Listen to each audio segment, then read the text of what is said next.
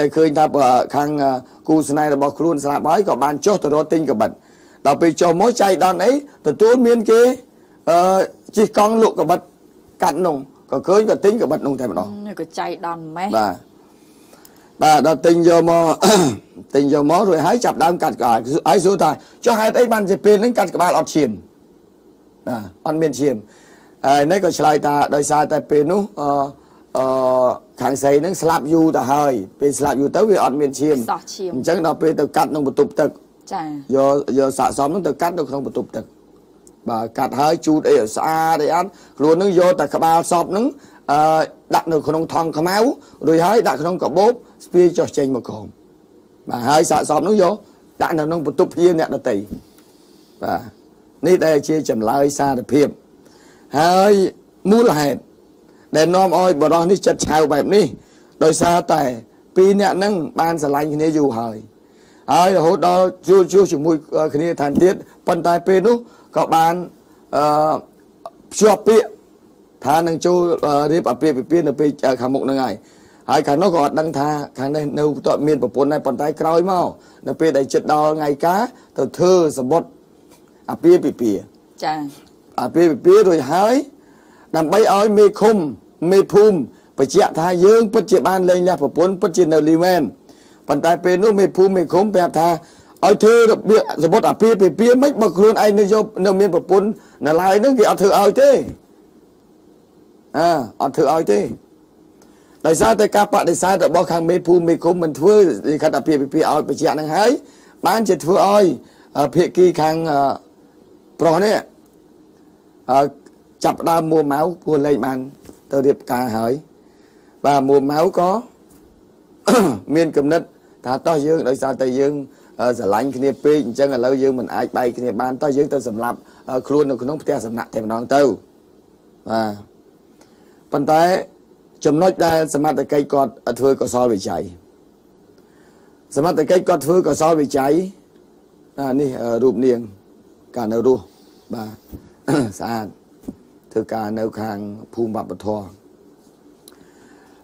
ទោះបីចម្លើយវាបែបនេះក៏ដោយប៉ុន្តែសមត្ថកិច្ចគាត់ចង់និយាយថារបៀបសកម្មភាពដែលវានិយាយឆ្លើយសារភាពមានកន្លែងខ្លះលាក់ប៉ុន្តែវាជាការពិតណាគឺបុគ្គលនឹងជាអ្នកសម្លាប់ពិតប្រកបហើយប៉ុន្តែគាត់ថានៅលាក់អំពីសកម្មភាពធ្វើទី1វាមិនដែលទៅលៀបថ្នាំទាំងពីរនាក់ហើយរួចហើយងាប់តែគេឯងអត់ព្រមងាប់ទី2ថាគេទៅចងកនៅក្នុងបន្ទប់ទឹកប៉ូលីសទៅត្រួតពិនិត្យមើលអត់មានកន្លែងតាណាមួយដែលជាកន្លែងមើលទៅការចងកឲ្យកន្លែងសម្រាប់ចងកស្លាប់ខ្លួនក៏ព្រោះមានតែអាចទៅយកទឹកសម្រាប់បាញ់លៀងគូនឹងមានតែនឹងទៅចងអ្មេចចាបាទអញ្ចឹងវាមិនអាចចងទេនេះទៅធ្វើសកម្មភាពថាចងអាហ្នឹងហើយមានអីទៅចងស្លាប់ហើយចងយ៉ាងម៉េចប៉ុន្តែកសលវិច័យរបស់ប៉ូលីសគាត់ត្រួតពិនិត្យមើលកករបស់សាកសពបានន័យថាគឺសកម្មភាពគេរឹតកយកអាខ្សែហ្នឹងយកអាខ្សែទឹកហ្នឹងទៅរឹតកស្លាប់ហើយចាឲ្យស្លាប់ហើយបានកាត់ក្បាលក្រោយបាទនេះផ្ដាច់អាហ្នឹងយកអាហ្នឹងទៅរឹតប៉ុន្តែអានេះយកទៅចងអត់បានទេហើយចងទៅណាគេថាចងថ្ពុកអាហ្នឹងហើយអង្គុយចងថ្ពុកអាហ្នឹងហើយអង្គុយនៅកន្លែងនេះសកម្មភាពដែលគេអត់ជឿកន្លែងចំណុចហ្នឹងប៉ុន្តែវាច្បាស់ណាស់ថាបុគ្គលហ្នឹងជាអ្នកសម្លាប់ពិតប្រាកដបាទអ្នកសម្លាប់ពិតប្រាកដហើយមហាជនដែលនៅខេត្តសៀមរាបគេមើលគេស្ទើរតែចង់ដណ្ដើម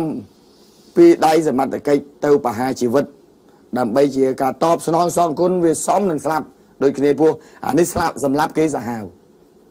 សម្លាប់សាហាវនេះទូទាំងនៃជនជុំវិញនឹងរឿងរ៉ាវដែលកើតឡើងដែលកាត់ក្បាលគូស្នេហ៍របស់ខ្លួនអញ្ចឹងបើតាមការសន្និដ្ឋានប្រហែលជាបុគ្គលនេះត្រូវបាននារីនោះបដិសេធថាឲ្យបែកគ្នាទៅយើងបែកគ្នាតែម្ដងទៅដោយសារតែបងអត់តន់លែងលះប្រពន្ធសាច់បែកបាទនឹងប្រហែលជាអាចគេសន្និដ្ឋានថាអាចខាងស្រីនោះបដិសេធ ឲ្យបែកគ្នាតែម្ដងទៅតែនេះខឹងតាក់ទងនឹងការបដិសេធរបស់នាងទើបមានចិត្តសាហាវបែបនេះបាទអញ្ចឹងបងប្អូនជាពលរដ្ឋឈឺចាប់ខ្លាំងណាស់អ្នកនៅសៀមរាបឃើញសកម្មភាពបែបនេះបាទចង់សម្លាប់សងសឹកភ្លាមប៉ុន្តែដោយសារច្បាប់យើងមានមិនមានច្បាប់បហាជីវិតទេប៉ុន្តែច្បាប់គេមិន